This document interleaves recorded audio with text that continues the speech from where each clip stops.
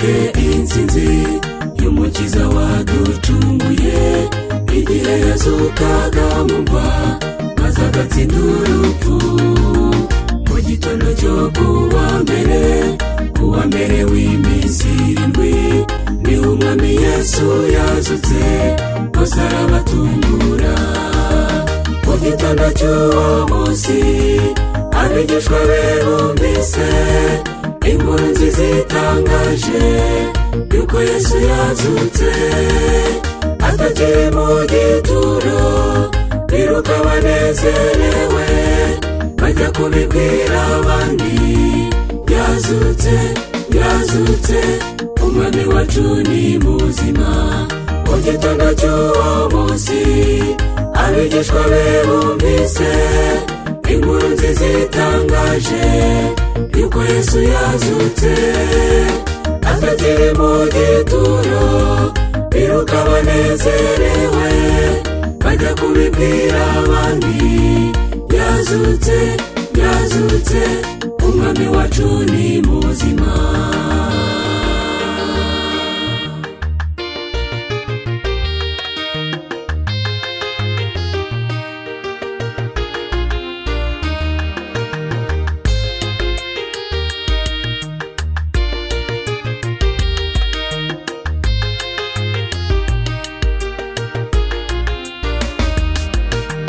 Pilato niwe wategetse ko barinda cyane imva ye, ashyiraho abasirikare n'intwaro zikomeye.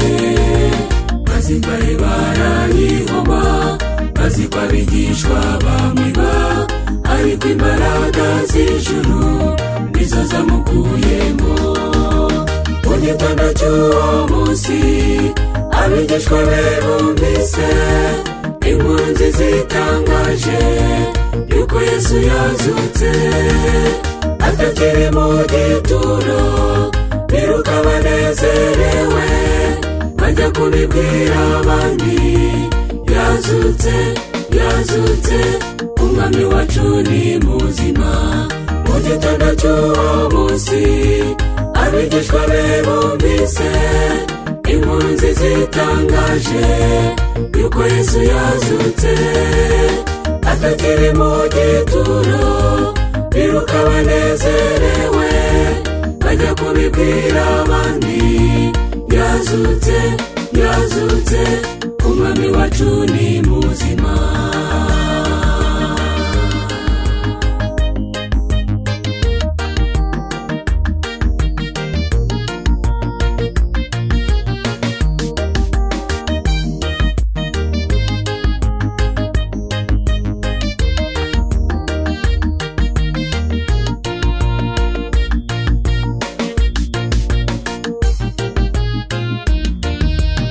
Iyo nkuru yashimishije abigishwa b'umwami Yesu ndetse n'inshuti ye Mariya na Petero wamukundaga. Tomasi we yanga kwemera ati keretse mwiboneye Yesu, nawe ntabwo yatinze maze arabiyereka. Mu gitondo cy'uwo munsi abigishwa be bumvise inkuru nziza itangaje yuko Yesu yazutse atakiri mu gituro. Biruka banezerewe bajya kubibwira abandi, yazutse yazutse, umwami wacu ni muzima.